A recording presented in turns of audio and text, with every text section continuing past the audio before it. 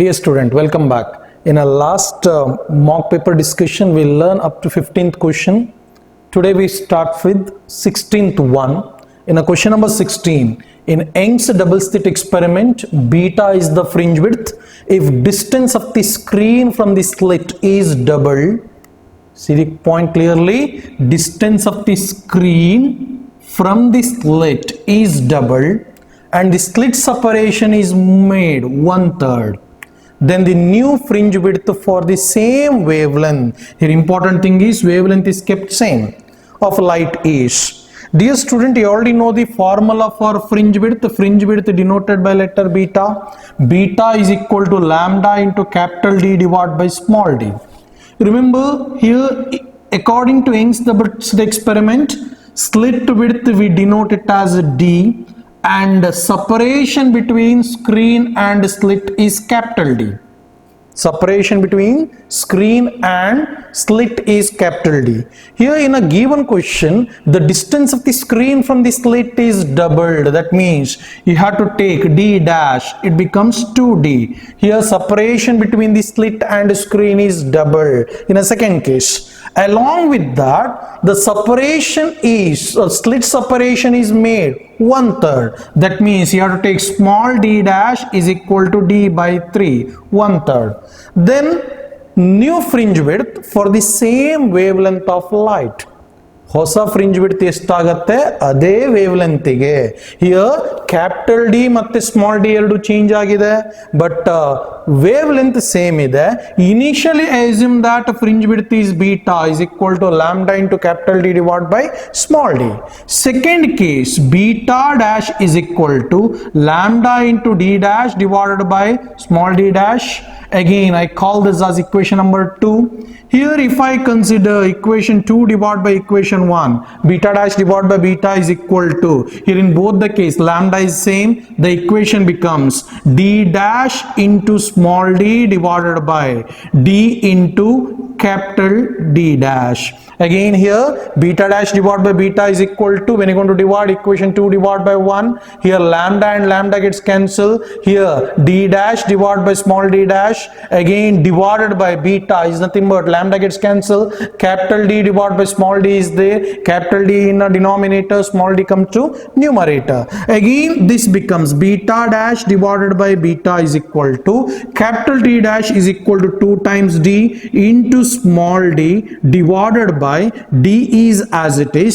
Small d dash is nothing but d divided by 3. Here capital D and d gets cancelled. I got the answer. Beta dash is equal to 2 comes into numerator, it becomes 6. Beta come over here, it becomes beta dash is equal to 6 beta.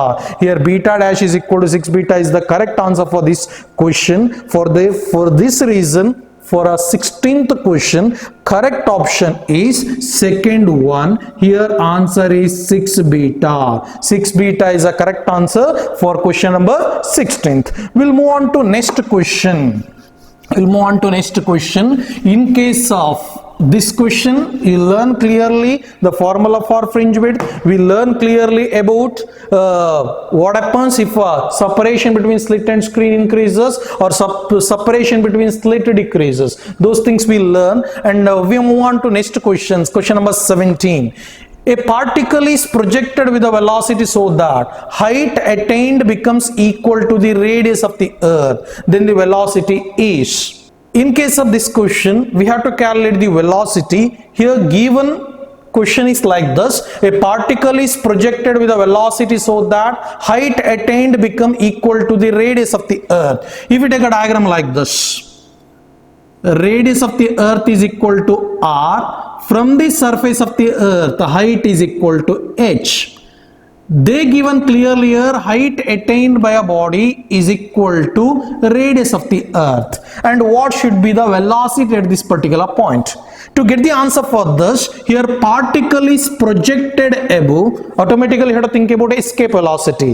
To get the formula for escape velocity, you learn in first year, escape velocity is equal to 2gm divided by r is for on the surface of the earth, it becomes r plus h.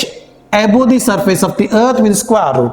This is the formula for escape velocity. Escape velocity is equal to square root of 2gm divided by r plus h. Dear student, you already know the formula for acceleration due to gravity in terms of gravitational constant. It is nothing but gm divided by r square. Simplification of this gives gm is equal to gr square. Substitute this formula in above equation. You get escape velocity is equal to 2 into, in place of gm, take it gr square divided by r plus h is a formula you got. For both numerator and denominator, divide r. Both numerator and denominator divide r. We get formula for escape velocity is equal to 2 into g, here r square divided by r, it becomes r divided by r. We get 1 h divided by r. This is a formula you got.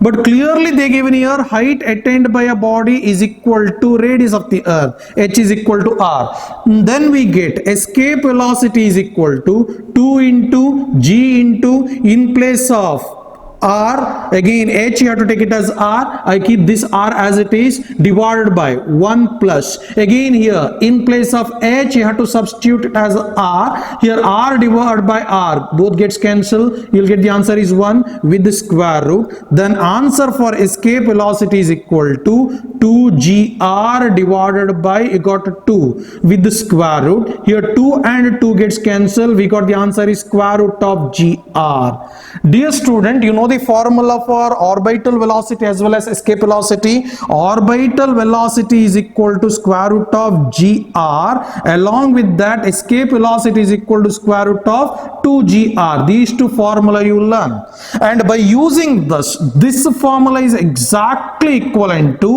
gm divided by r. It is with the square root. There is a formula for orbital velocity. Here escape velocity at that particular height, it is equivalent to orbital velocity. In a given 4 option, first one is the correct answer for that. For this question, first option is the correct one. And remember clearly here, they given clearly the particle is projected with a velocity so that height attained becomes equal to radius of the earth. Then velocity of that projectile you have to calculate. Here radius of the earth is r and height attained by the projectile is h. That should be equal to radius of the earth. But I consider formula for escape velocity 2gm divided by r plus h. Again I consider relationship between g and capital G. By using that we got gm is equal to gr square, and when you're going to substitute that formula in above equation, after simplification at the end we got the formula square root of gr, it is equivalent to square root of gm divided by r. It is a formula for orbital velocity. Out of given 4 options, first one is the correct answer for that question. We'll move on to next question, question number 18. In a question number 18, kinetic energy and angular momentum L of a rigid body are related to each other by the relation. Yes, you have to calculate the relation. Here I is the moment of inertia, and again here 4 options are given, relationship between L as well as E, where E is the kinetic energy, L is the angular momentum. Here question given like this: the kinetic energy and angular momentum L of a rigid body are related to each other by the relation. You have to calculate. Again you already know the formula for kinetic energy. I call kinetic energy is E is equal to half I omega square is a formula for kinetic energy. Along with that you learn angular momentum is the product of I and omega, where I is the moment of inertia, omega is the angular speed. And again here angular speed omega is equal to L divided by I. Substitute this formula in above equation. You got kinetic energy E is equal to half I, again in place of omega you take it as L divided by I whole square. This becomes E is equal to half I L square divided by I square. Here 1 I gets cancelled. kinetic energy is equal to half L square divided by I. This is the relationship we got for relationship between kinetic energy and angular momentum. Out of given 4 option, correct answer is E is equal to half L square divided by I. Now 4th option, E is equal to L square divided by 2I is the correct answer for this question. Option 4 is the correct one. We'll move on to next question. Question number 19. In a question number 19, they given like this: the magnitude of electric field at a distance r from the infinitely thin rod having linear charge density lambda is. Again, to get the answer for this question, again it is a theory based question or concept based question. In a electric charge and electric field topic, you will learn infinitely long straight conductor carrying a charge Q. It may be a positive charge or it may be a negative charge on the surface of a conductor that we denote it as Q, and the linear charge density of that conductor is a lambda, that is equal to total charge per unit length. It is a linear charge density. And again, around this, we have to find out the electric field. I consider a particular point P is at a distance R. At this particular point, you have to find out the electric field. If it is a positive charge, electric field is acting outward. If it is a negative charge, electric field is acting inward. And expression for electric field is lambda divided by 2 pi epsilon naught into R. It is a formula for electric field.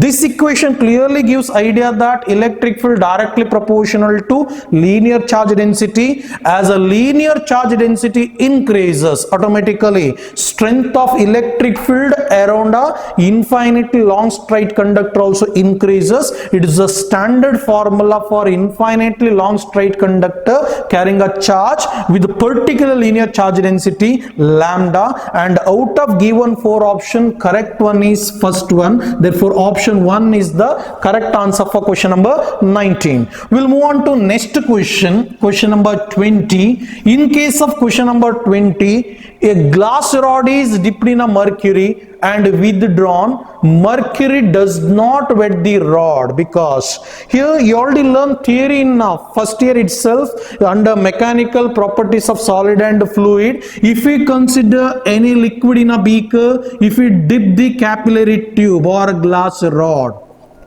when you are going to dip the capillary tube or glass rod, few liquid will wet the glass rod, few liquid does not, and is mainly depending on a 2 important force.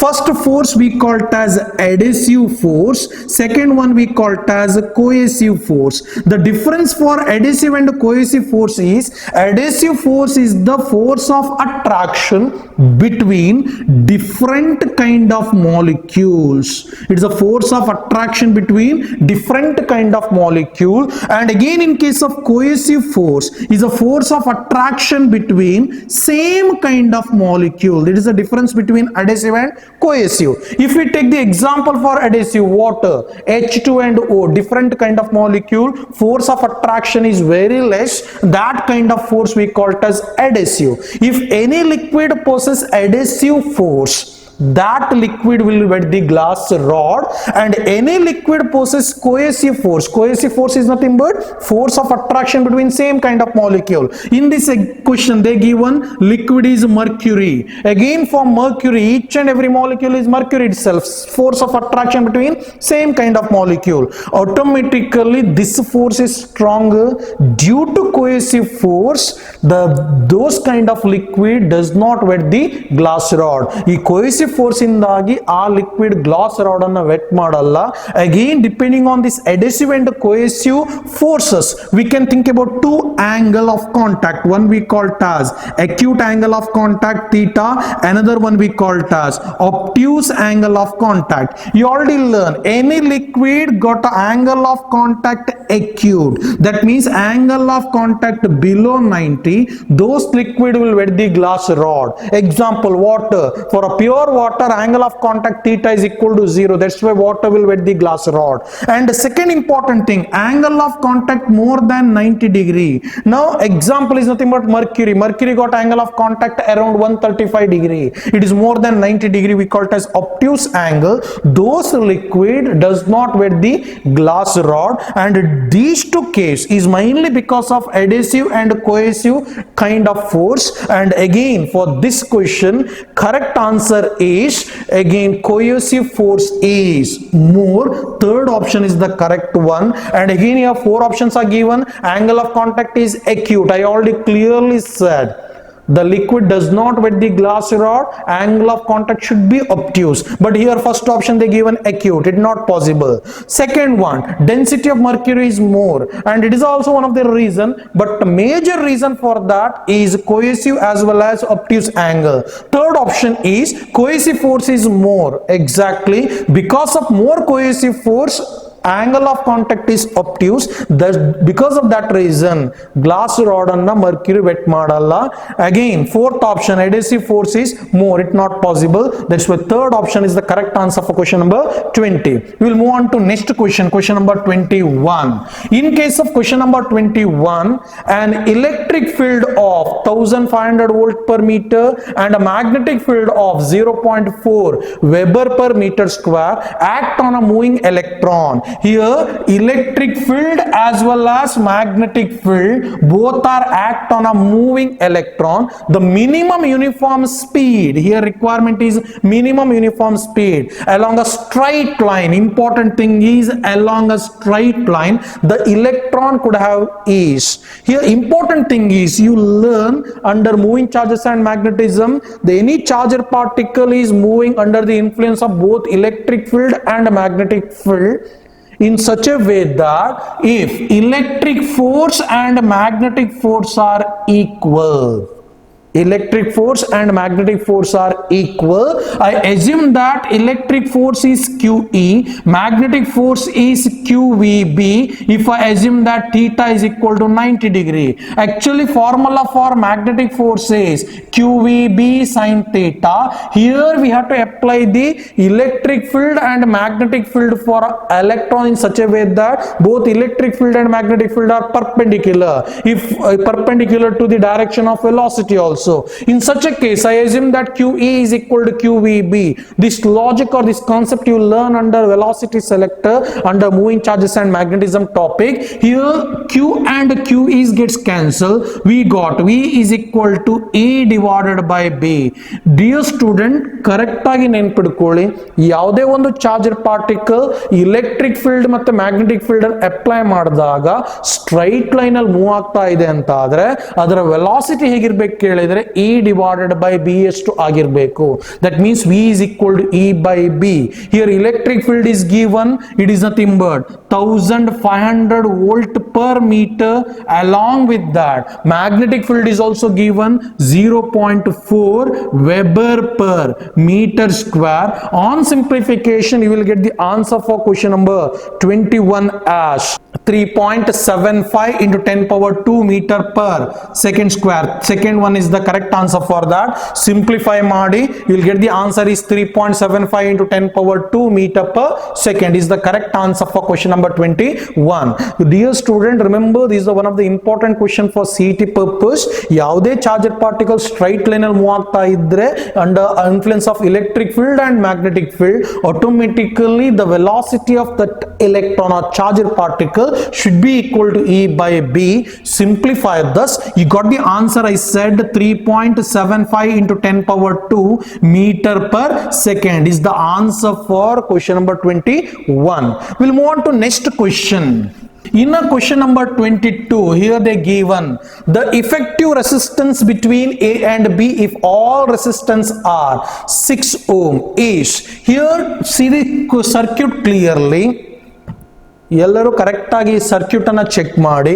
In case of the circuit in between A and B, A ಮತ್ತೆ B ನಡುವೆ they given 4 resistors. I name it like this. Is the first resistor, end is 1, this end is 2. I assume that these two end.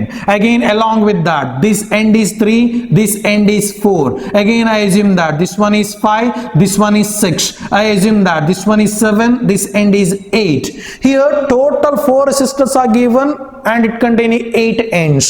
I name the ends like this: 1, 2, 3, 4, 5, 6, 7, 8. And all resistors are 6 ohm each.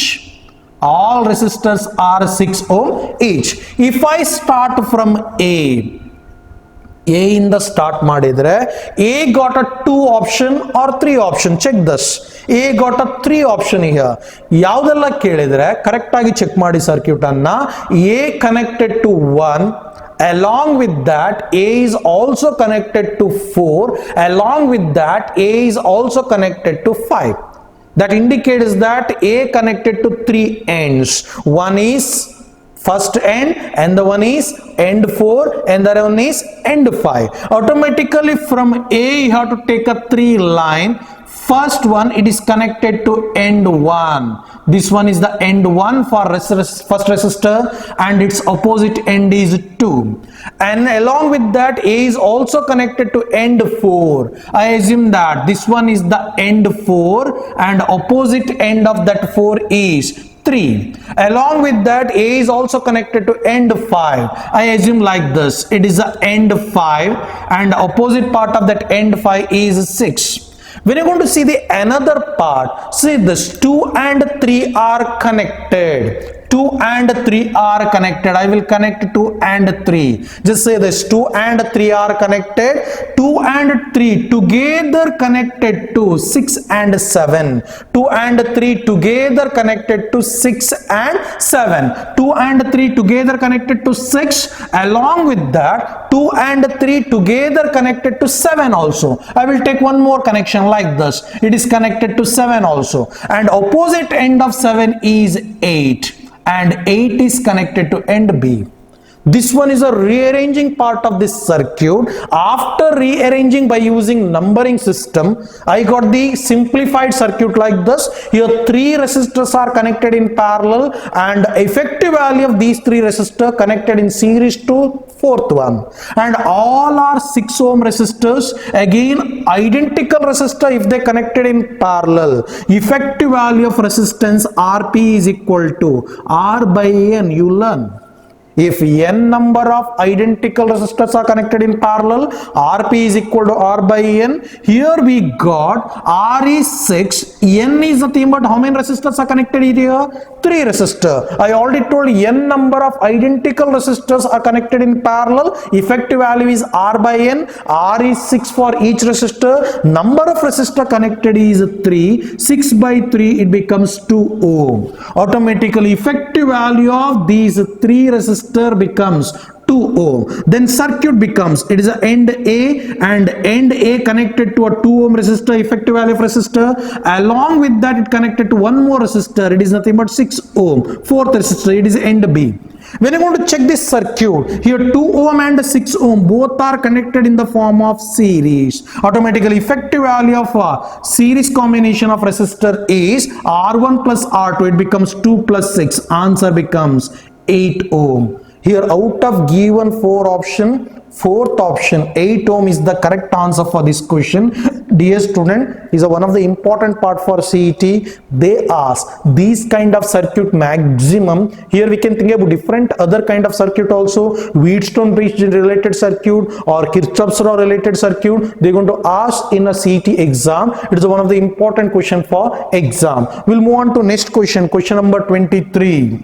In case of question number 23, 2 plane mirrors are at right angles. Important thing is 2 plane mirrors are at right angles to each other. A man stand between them and combs his hair with his right hand. In how many of the image will be seen using his right hand? Here they given like this. One plane mirror like this another plane mirror like this. Both are kept with the angle theta. It is the right angle. It is nothing but 90 degree. In between that, man is standing, he comb his hair. And how many image form? And first, to calculate the answer for number of image form, you have to calculate 360 divided by theta. Here theta is 90 degree. 360 divided by 90 degree, it becomes 4. You learn in theory class clearly, whatever we get the answer, there are two options. If option is even or option may be odd, ಎರಡು option ಇದೆ ಇಲ್ಲಿ. We are going to consider 360 divided by theta. It is nothing but number of image ಆಗತ್ತೆ. ಆ image 360 divided by theta calculate ಮಾಡಿದಾಗ I will get one answer. ಆ answer ಎರಡು ರೀತಿಯಲ್ಲಿ ಇರುತ್ತೆ. It may be a even number or it may be a odd number.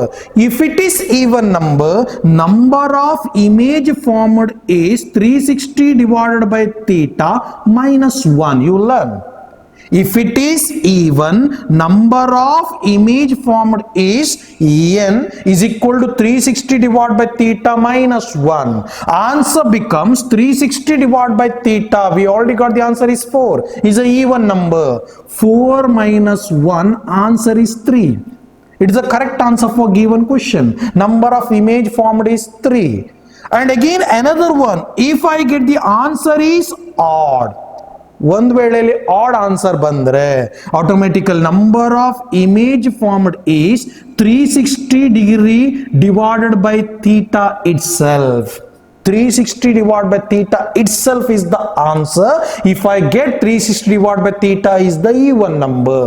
That's why there are two important things. Remember both in your mind. I explained both. But for this question, correct answer is when I calculated 360 divided by theta, I got even number. If it is an even number, number of image formed is 360 divided by theta minus 1.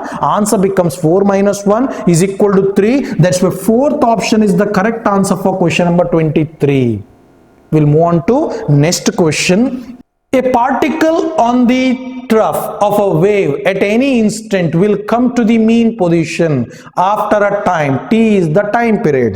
Dear student, you already know the representation of wave, either in terms of sine function or cos function. Again, if I take this one is the y-axis, this one is the x-axis, usually we take it as time axis.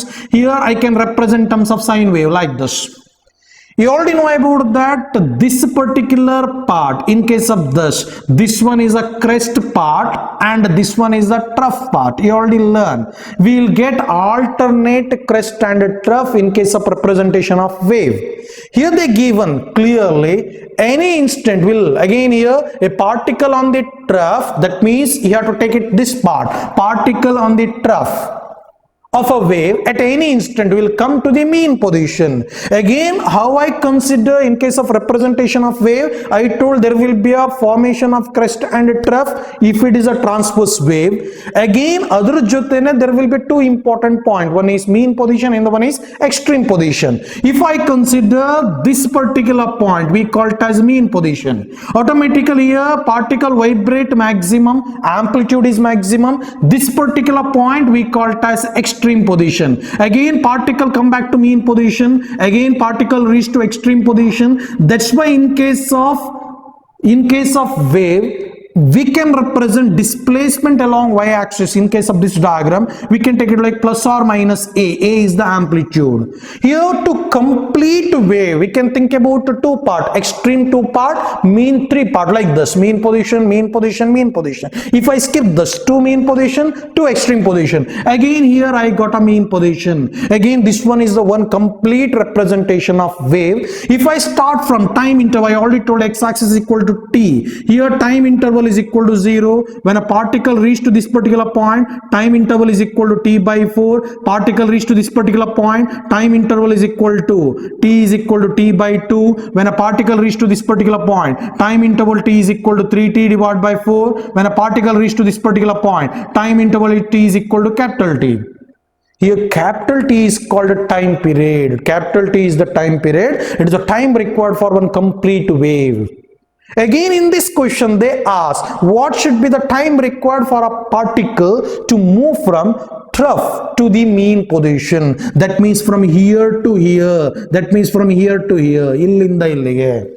Here 3t divided by 4 in the start agi t tanaka move agbekadre what should be time instant. They ask. Automatically subtract these two. We got the time interval is equal to t by 4. It is a simple knowledge based question or a concept based question. ಇದನ್ನು ಈಸಿಯಾಗಿ ಅರ್ಥ ಮಾಡ್ಕೋಬಹುದು. Trough ಇಂದ ಮೀನ್ position ಬರಬೇಕಾದ್ರೆ ಎಷ್ಟು time ಬೇಕು ಕೇಳಿದ್ರೆ t divided by 4 ಅಷ್ಟು. That's the correct answer for this question is option 4 is the correct answer for question number 24. We'll move on to next question, question number 25. In case of question number 25, the potential difference between the terminal of a cell in an open circuit, important thing is open circuit, is 2.2 volt. Open circuit with resistance of 5 ohm across the terminal of a cell. The terminal potential difference is 1.8 volt. Internal resistance of a cell is just thus they given here cell. Its EMF is given. What is the EMF they given?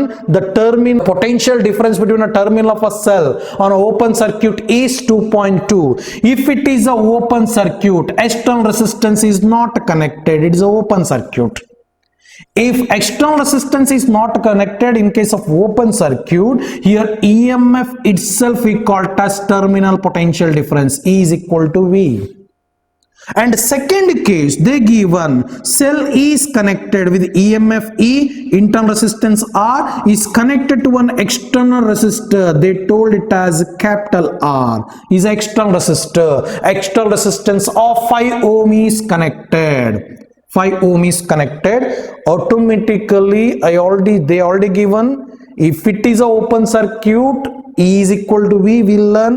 And after that, when it is connected to external resistance, what should be the internal resistance of a cell?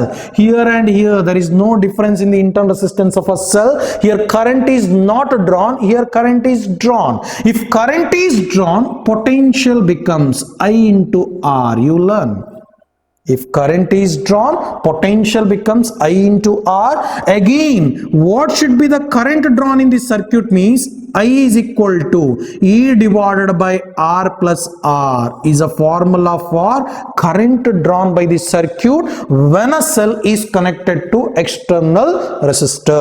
ಒಂದು external resistor connect ಮಾಡಿದಾಗ circuit ಅಲ್ಲಿ ಎಷ್ಟು current draw ಆಗುತ್ತೆ ಕೇಳಿದ್ರೆ I is equal to E divided by R plus R. Automatically potential difference V is equal to E divided by R plus R into R is a formula you got. Here they already given value for V is equal to 2.2 volt. The terminal of a cell in an open circuit is equal to 2.2. Here 2.2 itself we have to take it as what I said EMF. Automatically EMF and V both are equal. Current draw illa anta helidre automatically it is a EMF. Here EMF is given 2.2. And once it connected to external circuit, automatically potential difference they given here 1.8. Automatically this potential difference becomes 1.8.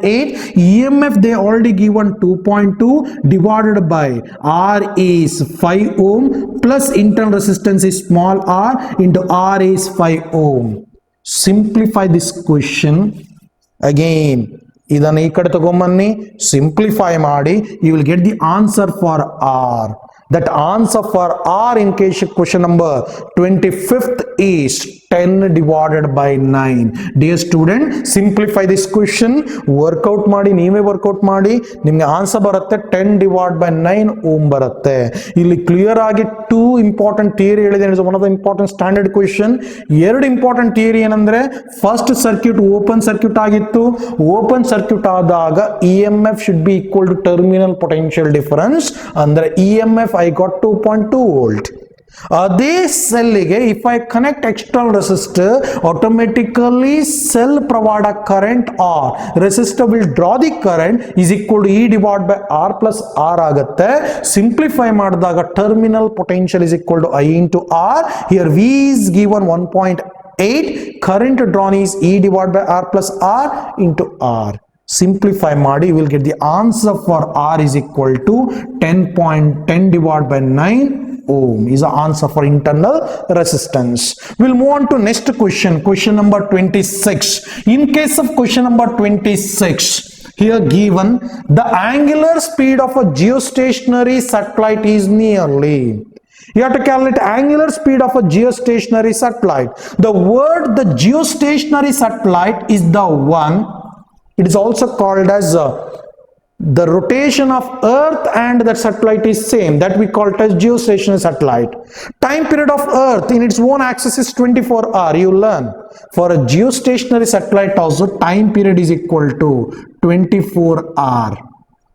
That kind of satellite we call it as geostationary satellite. For earth, that satellite is like in the state of rest because rotation of earth and satellite is same. That's why those kind of satellites are called geostationary satellite. Again, in case of question number 26, you have to calculate angular speed of a geostationary satellite is nearly.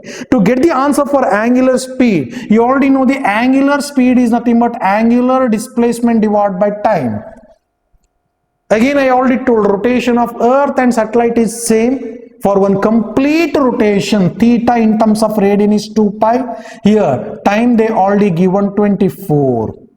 Simplify thus, you will get the answer 2 and this one is 12. Omega we got pi divided by 12 radian per hour is the answer for angular speed of geostationary satellite. Nenpidukoli rotation of earth mother satellite same idre, that kind of satellite are called geostationary satellite, and time period of earth as well as that satellite is same, that kind of satellites are called geostationary satellite. Here omega is equal to pi divided by 12 radian per hour. Correct answer for question number 26 is 2. Pi divided by 12 radian per hour. We'll move on to next question, question number 27. In case of question number 27, light from two coherent sources produces destructive interference at a point. Remember clearly, here it is not a constructive interference, it is a destructive interference at a point. If the path difference between them is, they given path difference between them, we denote it as delta, is 6.3 into 10 power minus 7 meter. The wavelength of a wave is, you have to calculate wavelength of a wave. Dear student, there are two important kind of interference pattern. One is called destructive and the one is called constructive. If we consider constructive interference,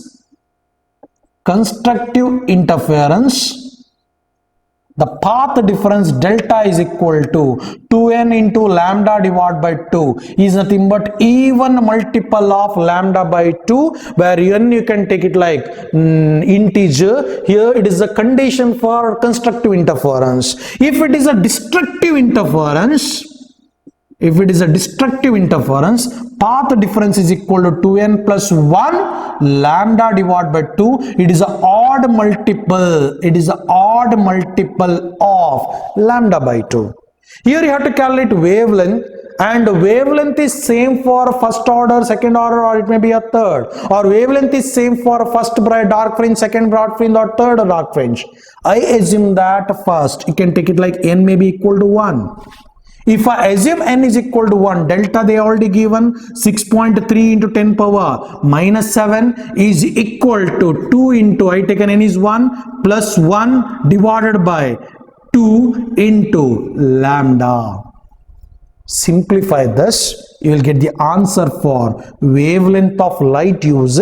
The wavelength of light used is 4200 angstrom. Simplify madidanna, angstrom andre 10 power minus 10 meter. Here lambda is equal to 4200 angstrom baratte. Dear student, illi yava order anta helilla, first dark, second dark yavadu helilla, but wavelength of light used is same for all dark fringes. You can take any value for n. If I assume n is equal to 1, first fringe an tokondre lambda is equal to 4200 angstrom. Actually n is equal to 1 I taken, it is for a third dark fringe. Here I can take n is equal to 0 also for first dark fringe. That technique you already learn in theory, and again I assume n is equal to 1. Depending on that, I got 4200. If I take any n value, I will get the lambda is same, because I consider same light source for all the dark fringes or for all the bright fringes. If the same question, if they ask for constructive interference, this is the formula. It is a difference in case of constructive and destructive interference. Thank you. We'll go to next question, question number 28. In a question number 28, a heavy nucleus at rest breaks into two fragments which fly off with a velocity. Here heavy nuclei break into two fragments which fly off with velocity 8:1, the ratio of radius of the fragment. Here first important thing, heavier nucleus is given. I call this one as a heavier nuclei. It is break into two part with the mass m1 and m2, its velocity v1 and v2. And again here it is before breakdown, it is after breakdown. Everyone you learn about linear momentum. Everyone you heard about linear momentum, and you're going to apply the laws of conservation of linear momentum in case of this. Heavier nuclei is there. Initially momentum is 0, is in the state of rest. After breakdown, it moving in the velocity v1 and v2. By using laws of conservation of linear momentum, we come to know that m1 v1 is equal to m2 v2. By using this, we got m1 by m2 is equal to v2 by v1, but they clearly given v1 by v2. Here v1 is to v2 is equal to 8:1. Automatically v2 divided by v1, it becomes 1 by 8 is the answer for m1 by m2. Dear student, if you consider any nucleus, it contains a large number of protons and neutrons. Each proton and neutron got a suitable mass. All the mass combined together, we can measure the mass number. According to Rutherford observation, that mass number is directly proportional to mass, total mass of a nucleus. Mass number is directly proportional to total mass of a nucleus. But again, you already learned clearly, radius of that nucleus is equal to r naught, arbitrary constant, into a power 1 by 3. This formula you learn. That clearly gives idea that a is equal to r by r naught of power 3. A is equal to r by r naught of power 3. By using this, we can say that m1 by m2 is equal to a1 by a2, because m is directly proportional to mass number according to Rutherford observation. I got m1 by m2 is equal to a1 by a2. That becomes m1 by m2 is equal to, here a value is r by r naught power 3, but you learn clearly r naught is constant. When you're going to consider a1 by a2, r naught gets cancelled. We got the answer is r1 divided by r2 whole power 3. When you're going to simplify further, our requirement is what should be the ratio of radii. That gives r1 by r2 is equal to m1 divided by m2 power 1 by 3. Here r1 by r2 is equal to, here m1 by m2 power 1 by 3, but you already got the answer for m1 by m2 is equal to v2 by v1 is equal to 1 by 8. Substitute this 1 by 8 power 1 by 3. When you're going to take a cube root of 1 by 8, answer becomes 1 by 2. It is nothing but 1:2 is the correct answer for above question. Dear student, is one of the important question. It is a combination of first year concept as well as second year concept. In a first year itself, you already learn laws of conservation of linear momentum. According to laws of conservation of linear momentum, initial momentum should be equal to final momentum. Here, heavier body in the state of rest, initial momentum is 0. We got total final momentum is equal to 0. On simplification, we got m1 v1 is equal to m2 v2 in terms of magnitude if I consider. Therefore, m1 by m2 is equal to v2 by v1. We got the answer is 1 by 8. But according to Rutherford observation for a nucleus, you learn mass number A directly proportional to mass. And again, to get the relationship, you already learned radius of a nucleus is r naught into a power 1 by 3. We get a is equal to r by r naught power 3. Automatically here m1 by m2 is equal to a1 by a2, because directly proportional. m1 by m2 is equal to, in place of a1 by a2, we can take it like r1 by r2 power 3, because a and r are directly proportional. r1 by r2 is equal to m1 by m2 power 1 by 3. We got r1 by r2 on simplification 1 is to 2. Therefore, first option is the correct answer for this question number 28. We'll move on to next question, question number 29. In a question number 29, they given two particles x and y having equal charges after being accelerated through the same potential difference. After being accelerated through a same potential difference, enter a region of uniform magnetic field. Enter region of uniform magnetic field describes a circular path of radius r1 and r2 respectively, the ratio of masses of x and y. Here in case of question number 29, here two particles x and y, they given two particles, one is x, another one is y, enter into a region of uniform magnetic field. Magnetic field enter agide. Again here, when it's going to enter a uniform magnetic field region, these two particles will describe a circular path of radius r1, r2. Dear student, you already learned, any charged particle enter into a magnetic field, it will describe a circular path, means the magnetic field and velocity of a charged particle should be perpendicular.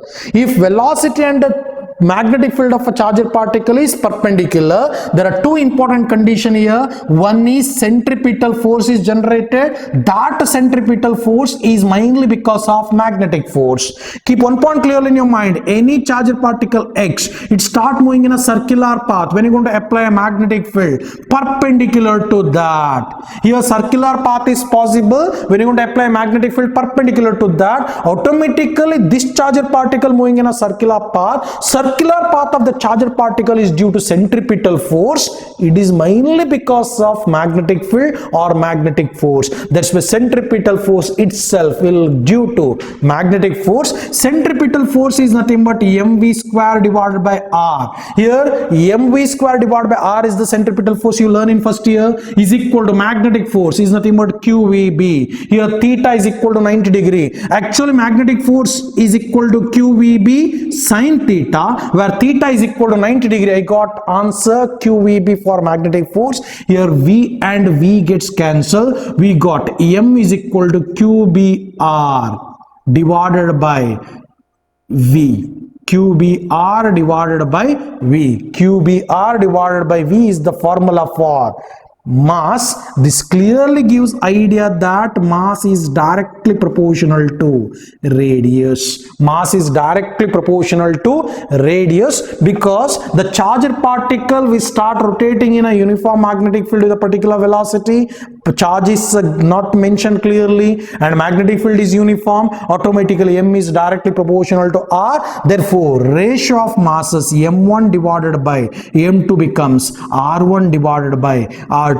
Out of given four option, correct option is fourth one. That's why question number 29, fourth option is the correct one. We'll move on to next question, question number 30. In case of question number 30, as shown in a figure, N is the north pole of a magnet move towards the loop, the plane of the page in which direction the current will induces. As a north pole moving towards the coil, here towards the loop, the plane of the page. Just imagine in a plane of the page we can think about coil like this. If a north pole is moving towards the plane, automatically the coil starts shrinking because flux going to change.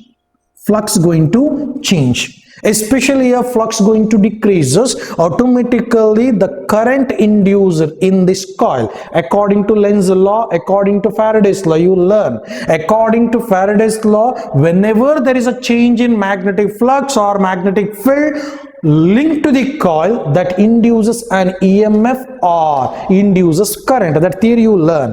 The direction of current is mainly indicated according to Lenz's law. The direction of current is mainly indicated according to Lenz's law is a theory based question. When it is moving towards the plane of a paper, automatically induced current should be in the direction of clockwise. Is according to concept or theory, it is called induced current by using two important theory, Faraday's law you will learn, along with that Lenz's law. Thank you. Remaining questions we'll discuss in next slide.